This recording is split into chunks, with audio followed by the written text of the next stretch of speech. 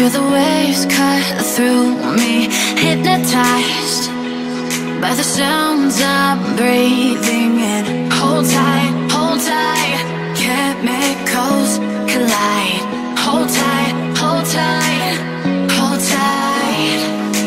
Dripping lights paint the skies, all because of you. Dripping lights paint the skies, only you can make me move. You can make me move. Can make me move. You can make me move. Can make me.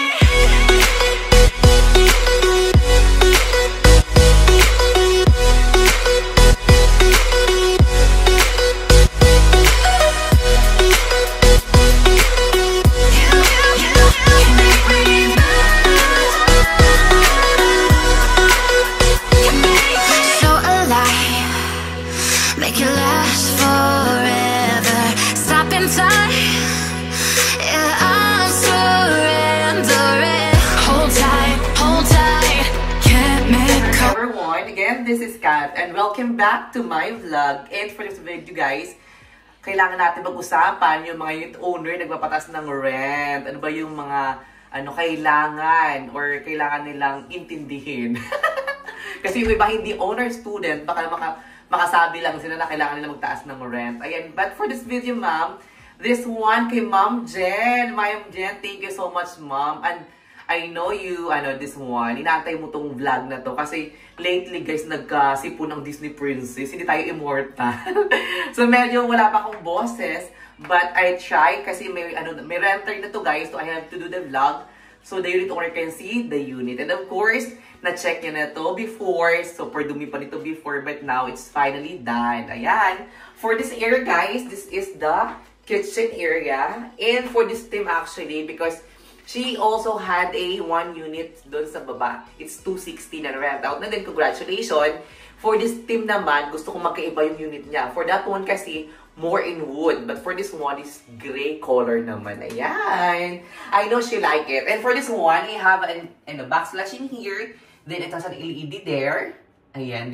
Actually, yung konti lang yung pwede mong gawin sa kitchen area. Kasi, masyadong maliit din yung kitchen area. So, basically, ang nilalagay lang namin is backsplash for this one. And these things here ay deliverables na, guys. Meaning to say, upon turnover, meron na. And let's go here. Ayan. Eto din ang dapat meron ka pag magpaparent out ka ng long term. Eto yung 2 doors na refrigerator na inverter. The inverter will makes your bill more lesser than hindi inverter, guys. And what we have here, the microwave. And this one is microwave holder. At magkaiba yung lagayan ng microwave. Hindi siya nakapatong dito sa, guys, sa refrigerator, guys. And if you have some money naman, if you have some extra, then you can have the microwave holder. Much better pa rin na hindi magkapatong yung dalawa. Pero pag wala kayong wala kayong masyadong extra, diwag na, never mind. And for this area, guys, this one kasi is a pale one. So, I decided to have a wall accent there. So, I have here parang tema ko dito is parang, ko dito? Wall accent siya, nalagayan ng kung ano-ano, guys. And I had to add some floated in here. And this one is a dark color, guys. Ayan, until baba siya, meron siya. Ayan, at meron siyang LED din pala sa baba. Ayan, it's very beautiful like me, ayan. I-zoom mo ako. Diba? Wala ka pintasan. Perfect. Oh, ganyan dapat ang may say. Pag hindi masyadong maganda, huwag masyadong i-zoom. Ayan. And for this area, guys, I decided to have here a dining set, which is, this area is very good. Then, mag-iba kasi minsan ang layout ng unit, honestly. So, I can have the dining here. But for this one, I decided to put it here, which is meron naman siya ng space. For this one, this is built-in.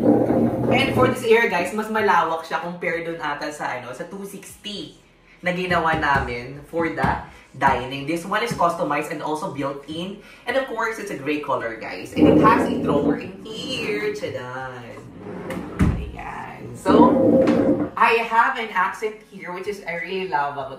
Kasi ang ganda nito na nakita ko. Sabi ko, ay, perfect to dun sa great team namin na unit. So, I have 2 plates in here. Ang ganda niya, guys. Ayan. Perfect. Kasi ganda ko. Oh, isuzoom na naman. Charet! And, of course, I have a drop ceiling in here. And this one is also a fan light gear, guys. And you know what? Back of the story, lahat ng mga ginagawa dito, you have to be kind to the worker naman. Ayan. Ayan. And this one is a full-size mirror, guys. Is ba tayo paging mayaman? Ayan. May full-size mirror ka. This one is built-in also. So, kasi alam mo, I have some problems sometimes. Because yung wall ng short tree, hindi masyadong pantay. Yun ang sabi ng mga worker. Kaya minsan, halimbawa yung floated, hindi masyado siya nakabaon. Since kasi daw, yung wall daw, hindi pantay. Hindi alam yun ng mga hindi owner student.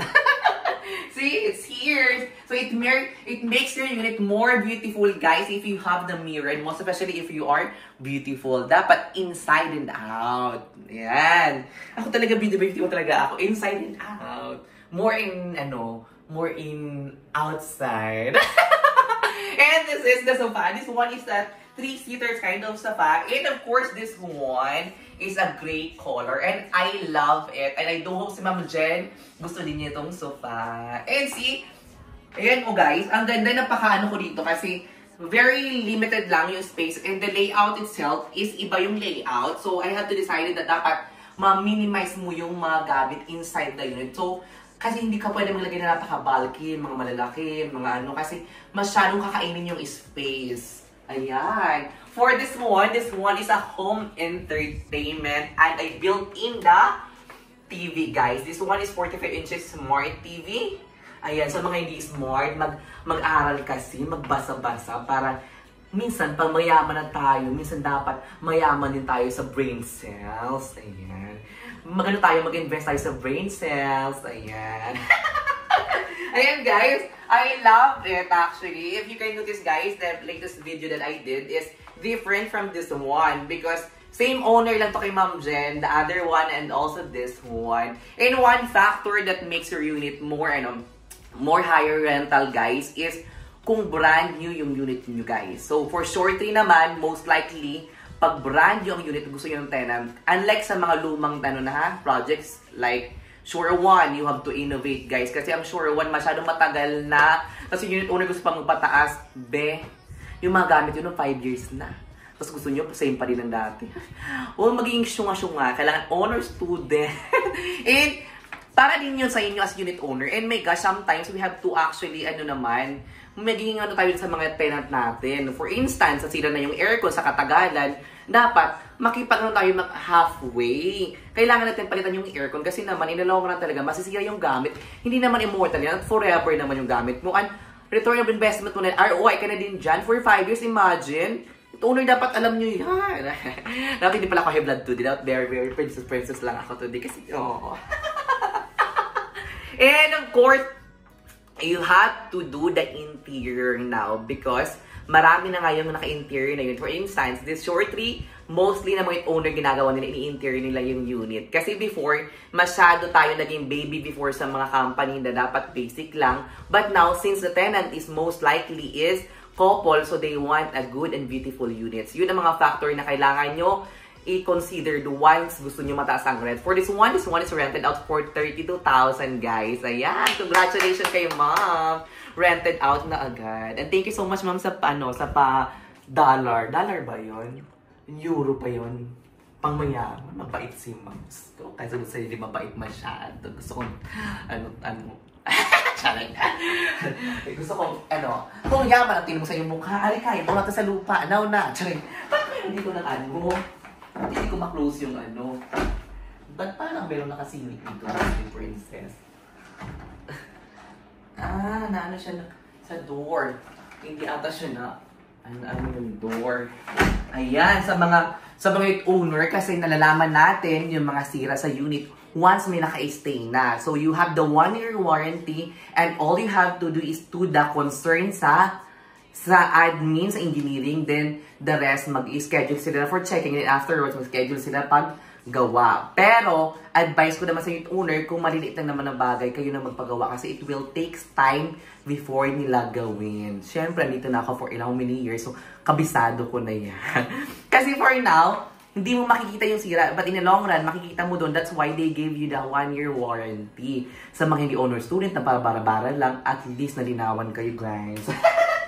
Ayan. For this one, kailangan natin concern to kasi hindi siya ma-close. Or meron natin sa ilalim ng Kemedor. Check ko na lang, guys. Thank you for not coming. Yeah, thank you. Ayan, guys. This is the bedroom area. What I love the most here is the bed. Ito talaga yung pinaka-perfect na gawa. Yung bed. Yung the rest naman, kung hindi perfect, huwag tayong mag-ago buhay. Pwede natin kausapin ng maayos. Kasi we can always ask in a good way, guys. Sa mga bagay-bagay, hindi mo kailangan mag-ago buhay. Hindi yun nakaka-fresh. Kaya yung iba, nauna ma-haggard, nauna na bulok kasi hindi stress. Stress pala sila. Ayan, for this one, this is a built-in wardrobe cabinet. Ayan. Ayan, guys. Meron siyang lagayan ng sampayan, guys. Meron siya ng lagayan ng hanger. And this one, ito naman, ito yan. Ayan. Medyo perfect yung edging natin here. Walang halong chismis. Ayan. And you know what? I want to tell you something. This one is actually, the wood is good because in the long run, hindi masisira agad. Compared dun sa mga nakikita kong vlog na, of course, the quality and touch is perfect. But in the long run, hindi kasi maganda yung materials. But for this one is solid na laminated, oh. In the long run, tatagal siya, hindi mo kailangan magpalit-palit.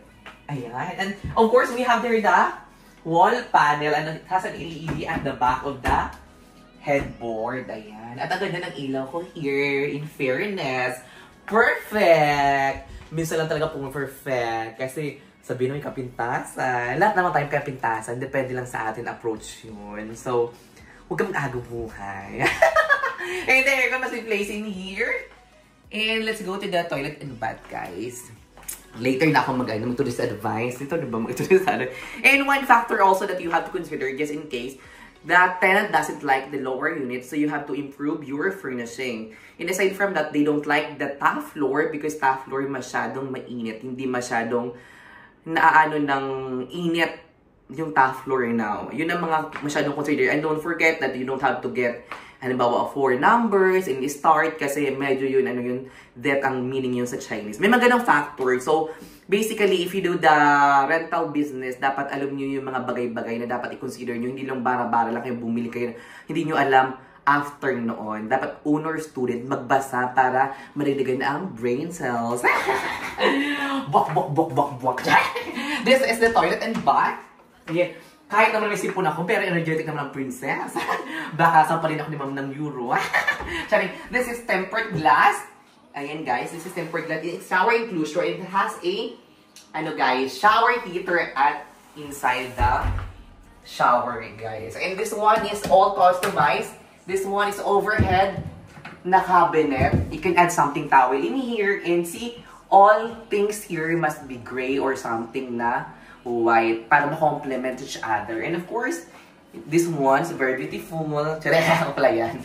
Charot, charot. And this is the washing machine. Ayan. You have to actually provide a washing machine if you do the long-term rent. And let's go here, guys. And to this advice, guys, you can always ask in a good way. At huwag kayong, if you have something in your mind na makakasira sa inyo or hindi masyadong ng puso inyo, kailangan nyo muna magkalma. Huwag kayong sugod ng sugod, bara ng bara. Kasi at the end of the day, yung dapat ang ang decision mo sa buhay dapat with it comes to kalmadong pagdesisyon. Kasi kung hindi kalmado, mapapahamak ka. Hindi naman yung pagbabanta, pero wak, wak, wak, wak, wak. Charot lang. Let's go here. Ayan. Always in a world that's full of choices, you have to be kind. And always remember that free naman yung kindness. So, ibigay natin sa tasa. At as long as that your heart is pure and your intention is good, at the end of the day, you can sleep very well. Wala kang inaapakan ng tao. That is for today, guys. Kasi in Disney Princess, parang papuntang lalaki na yung boses. Baka di, papuntang soko. Bye-bye! Thank you and happy weekdays. And thank you so much kay Ma'am Jen. Ma'am, thank you so much. Bye-bye everyone.